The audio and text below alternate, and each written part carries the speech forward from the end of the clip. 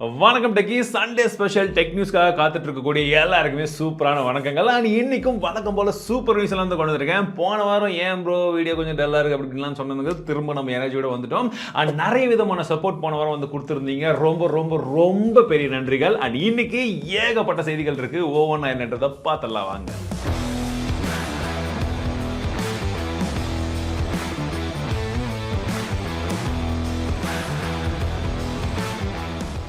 MWC இப்போ Barcelona நடந்துட்டு இருக்கு. நிறைய பேர் போயிருக்காங்க. நம்ம போல நெக்ஸ்ட் டைம் கண்டிப்பா வந்து ட்ரை பண்றோம் உங்களுக்காக. ஆனா இதுல ஏகப்பட்ட விஷயங்கள் இருக்கு. நியூஸ் உங்களுக்காக கொண்டு வந்துட்டேங்க. என்னன்னு பாத்தீங்கன்னா லெனோவோ இப்போ ஒரு புது லேப்டாப்பை வந்து அங்க இன்ட்ரோடியூஸ் பண்ணிருக்காங்க. Rollable laptop. பார்க்கும்போது நார்மல் ஸ்கிரீனா இருக்குமா, நமக்கு இன்னும் கொஞ்சம் பெருசா படிக்கணுமே அப்படின்னு சொல்லி பார்த்து நீங்க கிளிக் பண்ணீங்கன்னா அப்படியே பெருசாயிடுமா. ஆனா இன்னும் ஒரு சில பேர் சொல்ற விஷயம் என்னன்னா, லேப்டாப்ல நம்ம டிக்டாக் ஷார்ட்ஸ் எல்லாம் பார்க்கணும்னா இது ஹெல்ப்ஃபுல்லா இருக்கும் அப்படின்னு வந்து சொல்றாங்க. லேப்டாப்லேயுமா வேலை பண்ணுற ஒரே உருப்படியான இடம் இந்த லேப்டாப் கம்ப்யூட்டர் தான். அதுலேயுமே பெரிய டிஸ்பிளே கொடுத்து நீ அங்கேயும் போய் ஷார்ட்ஸ் தான் பார்க்கணும், இல்லை ரீல்ஸை தான் பார்க்கணும் அப்படின்னா எப்படி? நானும் ஷார்ட்ஸ் பண்ணுறேன், அதில் இருந்தும் இன்கம் இப்போ கொஞ்சம் கொஞ்சமாக வர ஆரம்பிச்சிருக்கு. பட் அதுக்காக பீப்புளோட மைண்டை கெடுக்கிறது இட்ஸ் டோட்டலி ராங். நோக்கியா அவங்களுடைய புத்தம் புதிய லோகோவை வந்து காமிச்சிருந்தாங்க. பார்க்கறதுக்கு வேற மாதிரி இப்படி இருக்குது. ஒரு சில பேருக்கு பிடிச்சிச்சு, ஒரு சில பேருக்கு பிடிக்கல. But every brand hates its own strategy அப்படின்னு வந்து சொல்லலாம். அவங்கவுங்களுக்கான பிளான்ஸ், அவங்கவுங்களுக்கான ரிசர்ச் எல்லாம் பண்ணிட்டு தான் வந்து மாற்றுவாங்க.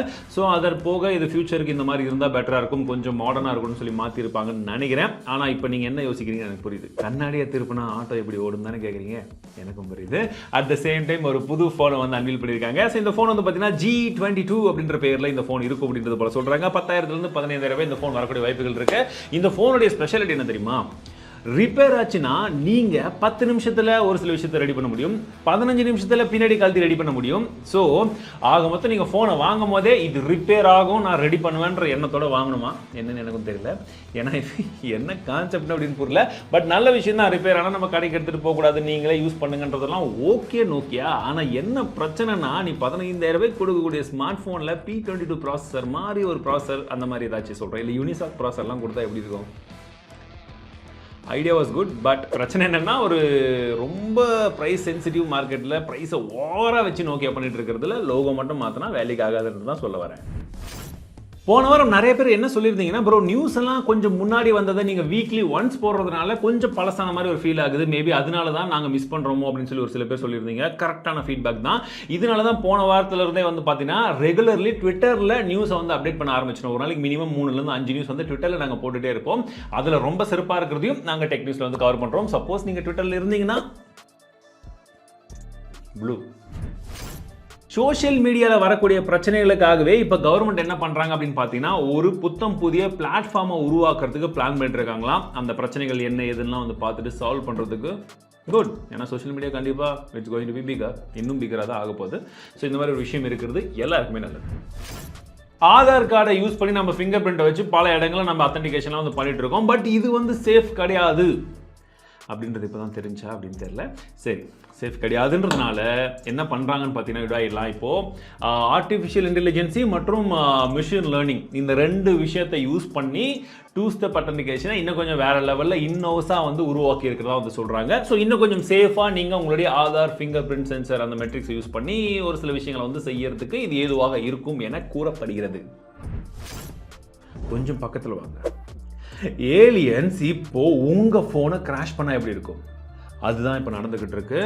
அமெரிக்காவில் பல பேர் இந்த ரிப்போர்ட் வந்து பண்ணியிருக்காங்க. ஏன் ஃபோன் இந்த ஏலியன் வீடியோ பார்க்கும்போது கிராஷ் ஆயிடுச்சு அப்படின்னு சொல்லிட்டு.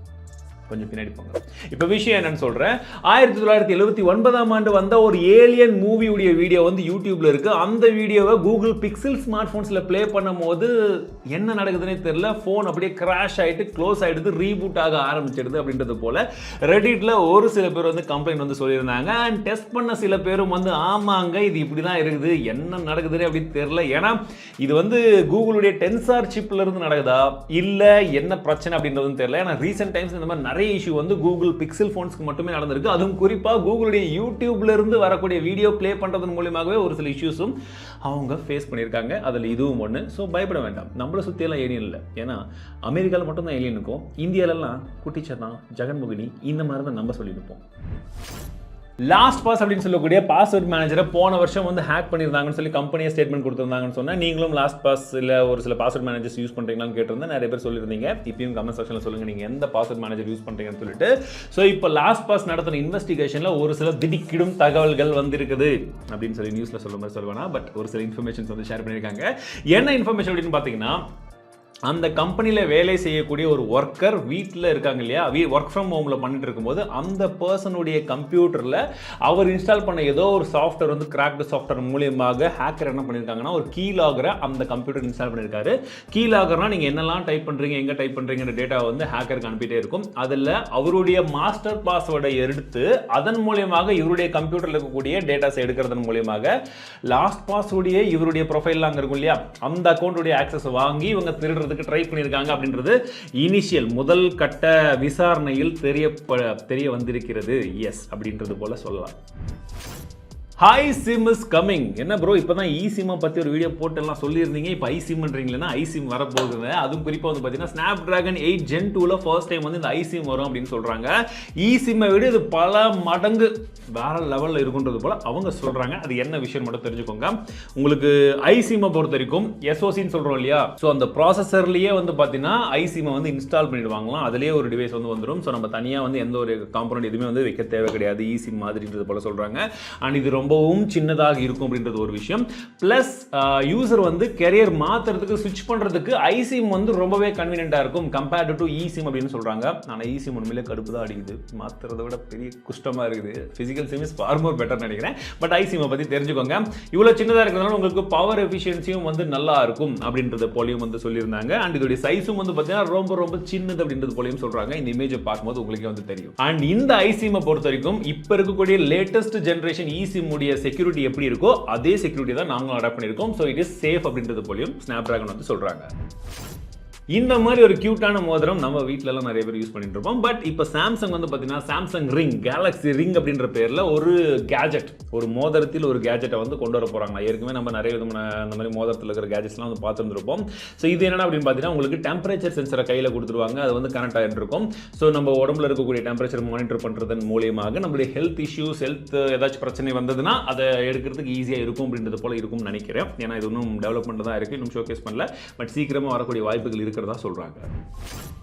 ஜாக் டார்சி யாருன்னு உங்களுக்கு தெரியும் இல்ல, ட்விட்டருடைய கோஃபவுண்டர், ட்விட்டருடைய எக்ஸ்-சிஇஓ அப்படின்னு வந்து சொல்லலாம். ஸோ கம்பெனி விட்டு இப்போல்லாம் எலான் மஸ்க்கு வித்துட்டு எல்லாம் வெளியே போயிட்டாங்க. ஸோ அவர் வந்து பார்த்தீங்கன்னா இப்போ ஒரு புது சோஷியல் மீடியா நெட்வொர்க்கை பீட்டா டெஸ்டிங்கில் வந்து லான்ச் பண்ணியிருக்காரு. அது பேர் என்னன்னு பார்த்தீங்கன்னா ப்ளூ ஸ்கை அப்படின்றது தான் அதோடைய பேர். இன்னும் எப்படி இருக்கு என்ன இருக்குன்னு எனக்கும் வந்து தெரியல. சான்ஸ் கிடைச்சதுன்னா செக் பண்ணி பார்த்துட்டு எப்படி இருக்குன்னு சொல்கிறேன். MWCல ஒரு பிரச்சனை நடந்திருக்கு. இதை பற்றி ஒரு சில பேர் வந்து ட்விட்டரில் வந்து பேசிட்டு இருந்தாங்க. பட் அது 100% உண்மையாக என்னன்னு தெரியல. பட் தெரிஞ்ச வரைக்கும் நான் வந்து சொல்கிறேன். ஏற்கனவே ட்விட்டர்லேயே வந்து போட்டிருந்திருப்பேன். MWCல வந்து பார்த்தீங்கன்னா Huawei சென்டருக்கு வரக்கூடிய அந்த பேட்ச்லாம் தருவாங்க இல்லையா, அதில் சின்னதாக ரவுண்டாக வந்து ஒரு வெள்ளை கலரில் இருந்திருக்கு. அதுக்குள்ளே வந்து உடச்சி பார்க்கும்போது ஒரு சிப் இருந்திருக்கு. ஸோ ஒருவேளை Huawei வந்து நாங்கள் எங்கெங்கெல்லாம் போகிறோன்றதை ட்ராக் பண்ணுறாங்களோ அப்படின்றது போல் நிறைய பேர் கடுப்பானதாக வந்து சொல்கிறாங்க. Huawei இது உண்மையாக இருக்கும் பட்சத்தில் இந்தியாவிலேருந்து வெளியே போனவன் திருந்த மாட்டிங்களா அப்படின்றது தான் நம்ம மைண்ட் செட்டில் வருது. என்ன பண்ணுறது, பாடி சோடா. உங்களுடைய அக்கௌண்ட்டை க்ளோஸ் பண்ண போகிறோம், சீக்கிரமாகவே வந்து இந்த லிங்க் கிளிக் பண்ணி ஆக்டிவேட் பண்ணிக்கோங்கன்றது போல் ஸ்பேம் மெசேஜஸ் நிறைய பேருக்கு வந்திருக்கும். ஆனால் ஐராபின் ப்ரோ வந்து இந்த ட்வீட்டை வந்து ரீட்வீட் பண்ணி ஷேர் பண்ணியிருந்தாரு. பார்க்கும்போது செம்மையாக இருந்தது. அதே மாதிரி விஷயங்கள் தான். பட் அந்த ட்வீட் அந்த மெசேஜ் வந்ததுக்கு யாருக்கு அந்த மெசேஜ் வந்து அந்த பர்சன் என்ன ரிப்ளை பண்ணியிருக்காருன்னா, டே இதை பார்த்தாலே தெரிதுடா டி ஒரு டுபாகுருன்னு சொல்லிட்டு இதை போய் ஷேர் பண்ணுறியே, இதெல்லாம் நம்ப முடியாது, நான் வேணா உனக்கு ஒரிஜினலாக ஒன்று டிசைன் பண்ணி தரேன், நான் ஒரு சாஃப்ட்வேர் இன்ஜினியர் அப்படின்னு சொல்லியிருக்காரு. அதுக்கு அந்த திருட என்ன சொல்லியிருக்கான், அப்படியா உண்மையாவா, சரிங்க அப்படின்னு சொல்லி கேட்டுட்டு ஒரு சாம்பிள் எல்லாம் அனுப்புங்கன்னு சொல்கிறேன். இவர் என்ன சொல்லியிருக்காரு, 20,000 ரூபாய் ஆகும், நான் சாம்பிள் அனுப்பிச்சுட்றேன். அதாவது திருட வந்தவங்ககிட்டே பிஸ்னஸ் டீலிங். அண்ட் இந்த பிஸ்னஸ் டீலிங் ஒருவேளை சக்ஸஸ் ஆச்சுன்னா நம்ம நிலைமை. ஸோ ரொம்ப கேர்ஃபுல்லாக இருங்க. ஏன்னா தமிழ்டெக் லோகோ மாதிரியே போட்டுட்டு தமிழ்டெக் பின்னாடி டா அப்படின்ற மாதிரிலாம் பேர் வைக்கும் மாதிரியே உங்களுக்கு HDFCன்றதை HDFFCன்னு பேர் வச்சுக்கலாம், HDFC பேங்க் கேகேன்னு வைக்கலாம். ஸோ கிட்டத்தட்ட ஒரிஜினல் பேர் மாதிரியே டூப்ளிகேட் பண்ணி ஏமாத்துறதுக்கான சான்சஸ் ரொம்ப அதிகமாக இருக்குது. So original is always original, be careful. Oppo இப்போ 0 பவரில் இயங்கக்கூடிய ஒரு டிவைஸை வந்து அன்வீல் பண்ணியிருக்காங்க. இது 0 பவர்டு டேக் அப்படின்னு சொல்கிறாங்க. இது வந்து பார்த்தீங்கன்னா ட்ராக் பண்ணுறதுக்கு ஆப்பிள் டேக்ஸ் மாதிரி. பட் ஆப்பிள் டேக்கில் வந்து பார்த்தீங்கன்னா நம்ம செல் போடுவோம். இது எதுவுமே தேவை கிடையாதுங்க. சுற்றி இருக்கக்கூடிய ரேடியோ மேக்னெட்டிக் வேவ்ஸ் இதெல்லாம் வந்து போதில்லையா ஃப்ரீக்வன்சி, அதுலேருந்து அது பவர் எடுத்துக்கும், அது பாட்டு இருக்கும் அப்படின்னு வந்து சொல்கிறாங்க. இந்த மாதிரி விஷயம்லாம் இருந்துச்சுன்னா போட்டு விட்டுலாம் காலங்காலத்துக்கும் ட்ராக் ஆகிட்டே இருக்குமே. சேஃப்டி எந்த அளவுக்கு இருக்கோ அதுக்கு அப்படியே ஆப்போசிட்லேயும் ஒரு சில பிரச்சனைகளும் இருக்குது. அதை பற்றியும் நம்ம தெரிஞ்சுக்கணும். அண்ட் அந்த மாதிரி தெரிஞ்சுக்கிறதுக்கு தான் நிறைய பேர் இப்போ ரீசெண்ட் டைமில் ஐஃபோன் சொல்லி ஐஃபோன் ஆஃபரில் வாங்குறது கனவெல்லாம் வந்து இருக்கும் இல்லையா. நானும் ஐஃபோனுக்கு மாறினேன். ஒரு 90-100 நாளுக்கு ஆக போகுதுன்னு நினைக்கிறேன். ஐஃபோனில் இருக்கக்கூடிய குஷ்டங்களை பற்றி ரீசெண்டாக வீடியோ போட்டிருக்கோம். ஐ பட்டனில் இருக்கும், மறக்காம செக் பண்ணி பாருங்க. உங்களுக்கு எக்ஸ்பீரியன்ஸ் இருந்தால் நீங்கள் அதை கூட வந்து ஷேர் பண்ணலாம். ஏன்னா நிறைய பேர் கமெண்ட் செக்ஷனில் ஆல்ரெடி ப்ரோ இதை விட்டுட்டீங்க அதை விட்டுட்டீங்கலாம் சொல்கிறீங்க. பார்க்கும் போதே செம்மையாக இருக்குது. அடுத்ததான் ஐஃபோன் இஷ்டங்களை பற்றியும் சொல்ல போகிறேன். ஸோ உங்களுடைய இஷ்டங்கள் ஏதாச்சும் ஐஃபோனில் இருந்தாலும் நீங்கள் கமெண்ட் பண்ணலாம். அடுத்த வீடியோல கவர் பண்றேன். Nothing Phone 2 சீக்கிரமா அறிமுகப்படுத்த போறாங்க. எஸ், அதுல வந்து பாத்தீங்கன்னா Snapdragon 8 Gen 2 தான் இருக்க போதான்னு தெரியல. பட் Snapdragon 8 சீரிஸ் சிப், அந்த ஃபிளாக்ஷிப் சிப்பா இருக்குன்றது போல ஜஸ்ட் ஒரு ஷோகேஸ். எதுக்கு? இந்த மாதிரி நியூஸ்ல வர்றதுக்கு, ட்வீட்ல வர்றதுக்கு, அப்படியே சர்க்குலேஷன் ஆகிறதுக்கு, அடுத்த லான்ச் வரைக்கும் இந்த மாதிரி பல விதமான வித்தைகள் வந்து நடந்துகிட்டே இருக்கும். ஏன்னா நத்திங் CEO வந்து எந்தெந்த மாதிரி எல்லாம் பிளான் பண்ணுவாரு, என்னென்ன மாதிரிலாம் மார்க்கெட்டிங் ஸ்ட்ராட்டஜி வந்து யூஸ் பண்ணுவாருன்றதை பத்தி இன்டெப்தா எக்ஸ்பிளைன் பண்ணி ஒரு வீடியோ இருக்கு, பார்க்கலாம். ஸோ இன்றைய டீல்ஸ் என்னன்னு பார்த்தீங்கன்னா, இருக்கிறதுல பெஸ்ட் ஸ்மார்ட் வாட்ச் எது அப்படின்னு சொல்லி ரீசெண்டாக எங்கள் டீம்குள்ள டிஸ்கஸ் பண்ணிட்டு இருக்கும்போது அப்போ தான் ஒரு விஷயம் தெரிஞ்சது. நமக்கு சாம்சங் கேலக்ஸி வாட்ச் 4 உங்களுக்கு நல்ல ஆஃபரில் 10,000 ரூபாய்க்கு 8,000 ரூபாய்க்கு கிடைச்சதுன்னா சூப்பராக இருக்கும். அதை வாங்குங்க. அப்படி இல்லாட்டி வாட்ச் 5 ப்ரோ இப்போதைக்கு ஆண்ட்ராய்ட் செக்மெண்ட்டில் அது பெஸ்ட்டாக இருக்கும். ஸ்மார்ட் வாட்ச்லேயே பெஸ்ட் ஸ்மார்ட் வாட்ச்னு சொல்லி நீங்கள் பார்க்கும்போது இப்போ ஒரு சில டீல் செக்ஷனில் இருக்கும். ப்ராடக்ட் டேக்கிங்கில் கொடுத்துருக்கேன், செக் பண்ணி பாருங்கள். ஃபோல்டிங் ஸ்மார்ட் ஃபோன்ஸ் இந்த வருஷத்துலேருந்து சும்மா அப்படியே லைனாக வரப்போகுதுன்னு நினைக்கிறேன். இப்போ அடுத்த வாரத்தில் உங்களுக்கு ஓப்போ ஃபோல்டிங் வந்துடும். அதுக்கப்புறம் பார்த்தீங்கன்னா ஒன் ப்ளஸும் அவங்களுடைய ஃபோல்டிங் ஸ்மார்ட் ஃபோன் வந்து கொண்டு வர போகிறதா சொல்கிறாங்க. ப்ளஸ் டெக்னோவும் இப்போ MWCயில் அவங்களுடைய ஃபோல்டிங் ஸ்மார்ட் ஃபோன் வந்து ஜஸ்ட் காமிச்சிருக்காங்க. Folding it's getting main stream. Realme 240 வாட்க்கான ஃபாஸ்ட் சார்ஜரோட நாங்கள் மொபைல் ஃபோனை லான்ச் பண்ணுறோன்னு சொல்லி எல்லாம் ட்ரை பண்ணி எல்லாம் குளோபலாக லான்ச் பண்ணிட்டாங்க. இப்போ ரெட்மி என்ன சொல்கிறாங்க, டேய் 300 வாட்டில் லான்ச் பண்ண போகிறோம், வெயிட் பண்ணு 5 நிமிஷத்தில் சார்ஜ் பண்ணுறோம் ஃபோனை அப்படின்னு சொல்லிட்டு அவங்க 300 வாட் பக்கம் போகிறாங்களாம். இது நான் ட்வீட்டை போட்டு மீமில் ரிப்ளை பண்ண சொல்லியிருந்தேன். வேறு லெவலில் நிறைய பேர் வந்து ரிப்ளை பண்ணியிருந்தீங்க. கிரியேட்டிவிட்டிக்கு hats off. Samsung Galaxy fan edition FE வந்து இனிமேட்டு வரவே வராதுன்றது போல நிறைய பேர் வந்து லீக் பண்ணியிருந்தாங்க. ஸோ நம்ம நியூஸில் கூட நான் சொல்லியிருந்தேன், எனக்கு தெரிஞ்சு அப்படி ஆகாதுன்னு சொல்லிட்டு இப்போ அதுதான் வந்து நடந்திருக்கு. சாம்சங் கேலக்ஸி FE சீரிஸ் சீக்கிரமாகவே வரப்போகுதுன்னு சொல்கிறாங்க. அண்ட் தயவு செஞ்சு எக்ஸினோஸில் கொண்டு வந்துடாதீங்கடா அப்பா. ஸ்னாப்ட்ராகனில் நல்ல ப்ராசஸர் இருக்குது, அதில் கொண்டு வாங்க. கொஞ்சம் கம்மியாக இருந்தால் கூட பரவாயில்லன்றது என்னுடைய கருத்து. இன்றைய தமிழ் டெக் நியூஸ் கண்டிப்பாக உங்களுக்கு பிடிச்சிருக்குன்னு நினைக்கிறேன். ஸோ தொடர்ந்து உங்களுடைய ஆதரவின் பேரால் தான் இந்த மாதிரி நிறைய விஷயங்கள் இன்னும் கொஞ்சம் எனர்ஜெட்டிக்காக வந்து பண்ண முடியுது. போன வாரம் சூப்பர்வான ஃபீட்பேக்ஸ் நிறைய பேர் நிறைய விஷயங்கள் வந்து சொல்லியிருந்தீங்க.